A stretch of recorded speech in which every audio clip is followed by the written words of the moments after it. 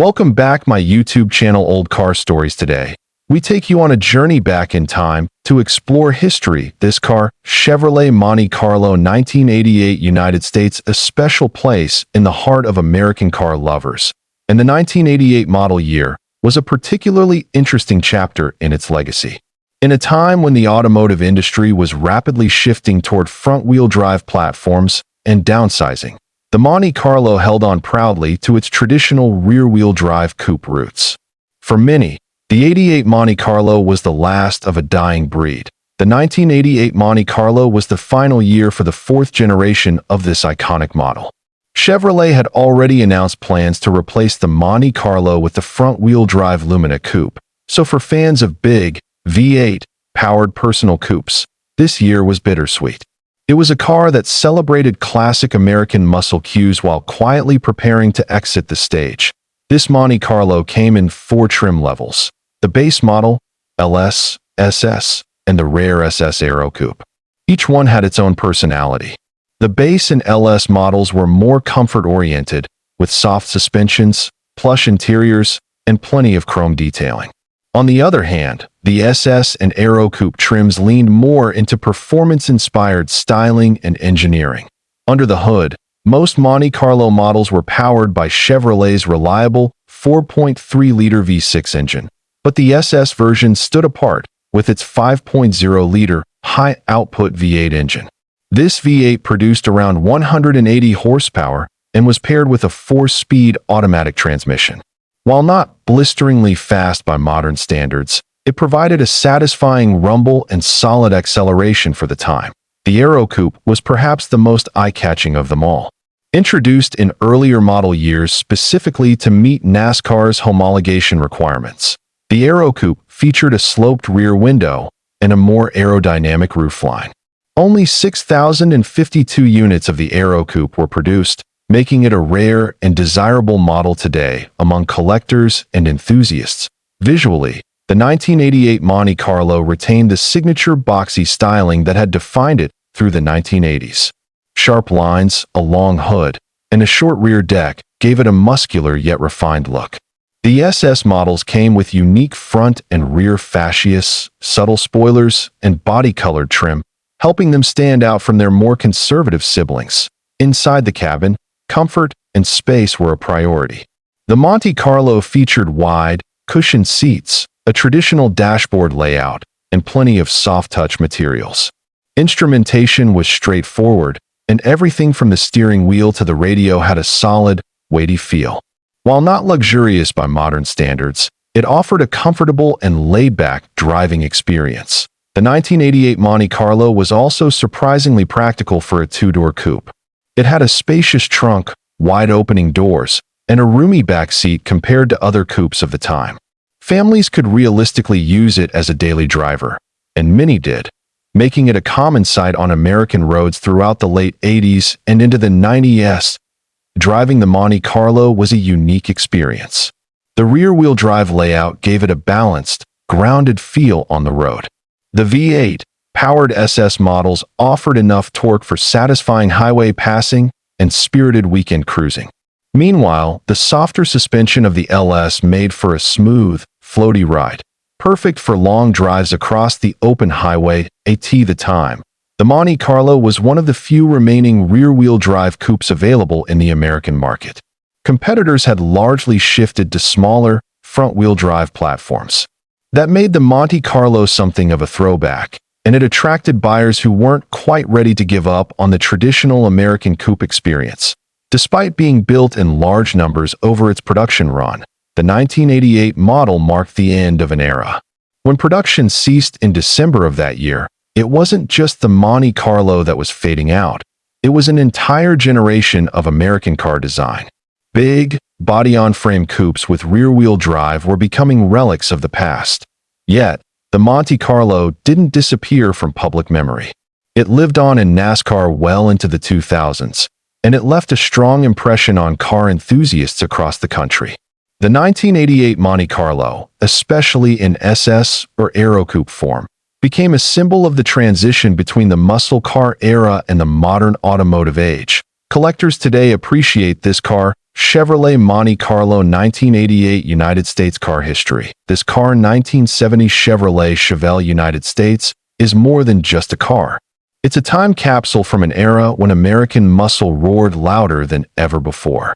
In 1970, the Chevelle reached its peak, representing not only Chevrolet's engineering prowess, but also the raw spirit of the muscle car golden age. It's a car that still turns heads today, whether sitting quietly at a classic car show or tearing down a quiet back road. The Chevelle was first introduced in 1964, but by 1970, it had undergone several changes that gave it a far more aggressive and stylish look. With its sculpted lines, wide stance, and iconic dual headlights, it became an instant classic. What made the 1970 model particularly special was the combination of bold design with serious performance upgrades. One of the standout models in the 1970 lineup was the Chevelle SS 454. This version came with the legendary LS6 V8 engine, which produced a staggering 450 horsepower. At the time, this made it one of the most powerful production cars on American roads.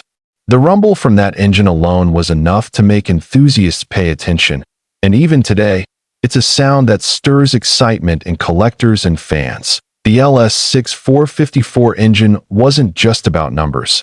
It delivered real-world performance.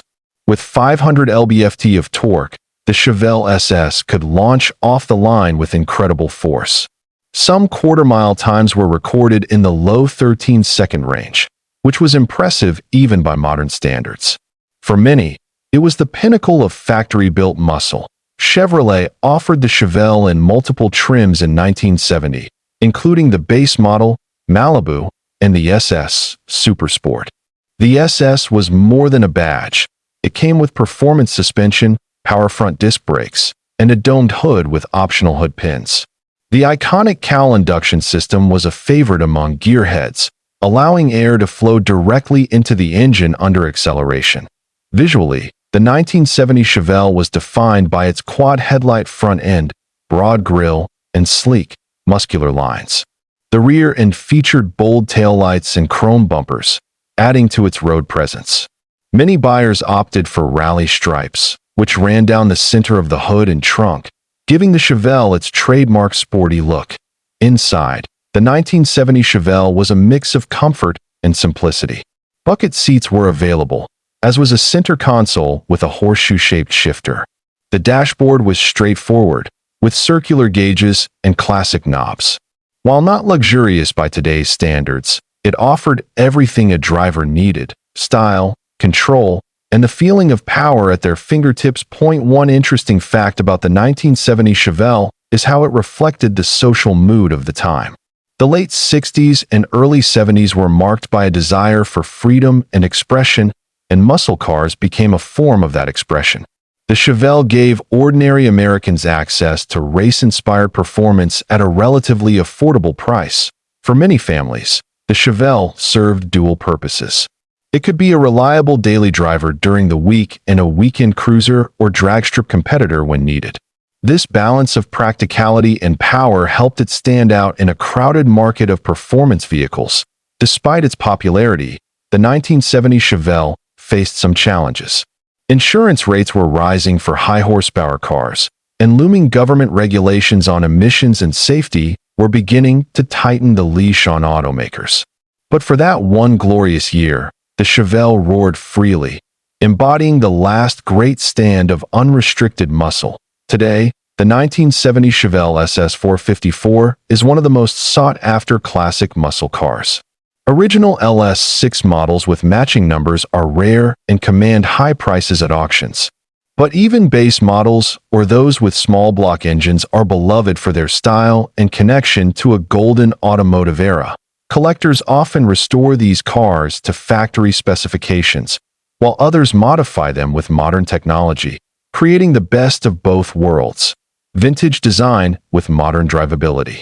Either way, the Chevelle community remains strong, with clubs, online forums, and regular meetups across the country. What makes the 1970 Chevelle truly special is how it continues to inspire new generations.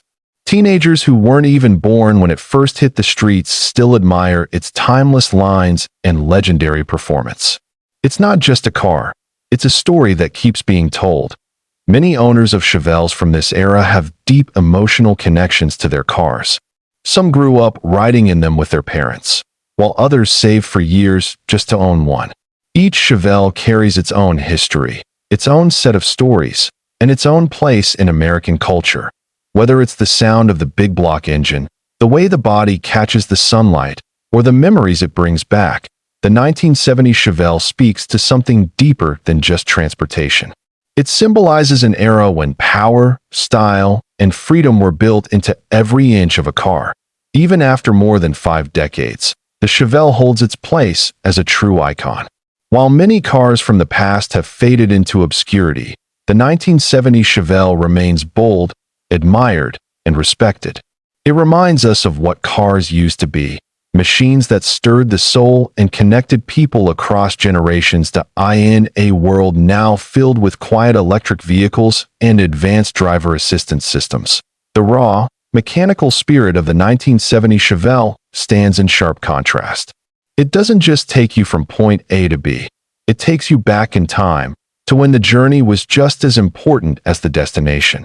And that's the magic of this car, 1970 Chevrolet Chevelle United States car history. This car, Chevrolet Corvette 1952 United States of America, was in a unique place.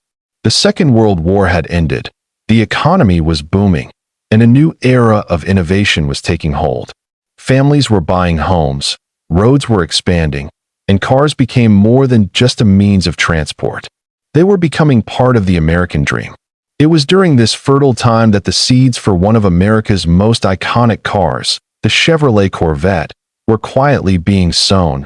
Chevrolet, by then, was a household name. Known for building sturdy, affordable cars for the average American, the brand was essential to General Motors' success. But as the American spirit began leaning towards speed, style, and luxury, there was a growing sense within Chevrolet that the company needed something different. Something bold. In 1952, Chevrolet wasn't yet producing a Corvette, but the team at GM was thinking hard about how to create something that could challenge European sports cars. GIs returning from the war had brought with them a taste for sleek, nimble machines like MGs and Jaguars. Detroit had taken notice. Chevrolet, typically conservative in design, was beginning to feel pressure to respond. That year, under the guidance of Harley Earl, the legendary GM designer, Chevrolet's design department was quietly working on what would become known as Project Opal. Earl had long dreamed of creating a true American sports car, a two-seater, low-slung, lightweight machine that could capture the hearts of young drivers and car lovers across the country. Although the official Corvette would not appear until 1953, 1952 was a pivotal development year. Engineers and designers were sketching concepts, studying foreign models, and experimenting with fiberglass bodies, a revolutionary idea at the time. Fiberglass was lightweight, rust-proof, and futuristic, offering the perfect material for something truly new. Behind closed doors, a prototype was being imagined with features no other American production car had. A sleek front end, wraparound windshield, and a jet-age dashboard were among the bold ideas taking shape. Chevrolet was trying to reimagine itself, moving beyond the utilitarian and into the realm of performance and design excellence. The climate in 1952 America also helped foster this innovation. Teenagers were falling in love with cars. Car clubs were forming. Racing was growing in popularity. The country had fallen in love with speed. A sports car from Chevrolet wasn't just a good idea. It was beginning to feel like a necessity. Engineers were discussing ways to fit a reliable, punchy engine into a lightweight chassis. At the time, Chevrolet's existing inline-six engine wasn't a powerhouse, but the goal was to match it with an automatic transmission and keep the weight low. The challenge wasn't just performance. It was making the car affordable for the average American. While muscle cars hadn't yet arrived on the scene, Chevrolet understood the emotional connection people were forming with their vehicles. Cars were no longer just transportation, they were self-expression. And the design sketches coming out of 1952's GM studio hinted at something that would soon become a symbol of freedom on four wheels. That on the corporate side, there was some hesitation. Not everyone was convinced that Chevrolet should build a sports car. It was a risk. The company was known for family sedans and practical pickups. But Earl and his team believed in the project deeply, and they pushed forward, knowing that taking risks is how legends are made. By the end of 1952, the Corvette was no longer just a dream. It was becoming a tangible reality. The first concept car was nearly complete. The public wouldn't see it until the 1953 Motorama show in New York, but the men and women behind the scenes knew they were onto something special. Excitement was building. That it's important to remember that the Corvette didn't just appear overnight. Its 1953 debut was the result of years of vision, experimentation, and quiet determination. And in many ways, the real birth of the Corvette was in 1952, when the design was refined, the components selected, and the spirit of the car fully imagined. Looking back, 1952 was the calm before the storm. It was the final year of a Chevrolet that didn't yet have a sports car. Within 12 months, everything would change. But in that moment, it was all still potential, beautiful, thrilling potential, waiting to take shape in steel, fiberglass, and chrome. The American auto industry was on the brink of something new, and Chevrolet was poised to lead the way. The Corvette would not just become a car. It would become an icon, a symbol of American performance and style. But it all began in that quiet, transformative year. The story of the Corvette's prelude is a story of innovation and courage. It's about a group of people daring to dream differently, choosing to challenge what was expected and create something that had never existed before in America's car landscape. Today, when you see a Corvette cruise by, whether it's a '63 Stingray or a modern Z06, you're witnessing the legacy of that 1952 moment. The ambition, the boldness, the belief that America could build a sports car that stood shoulder to shoulder with the world's best. Though this car, Chevrolet Corvette 1952 United States, never existed as a production vehicle, it represents one of the most important years in the car's history. It was the spark that lit the fire, the sketch before the masterpiece. The year that Chevrolet began dreaming big. For fans of classic cars, it's a reminder that history doesn't just live in the models we can drive.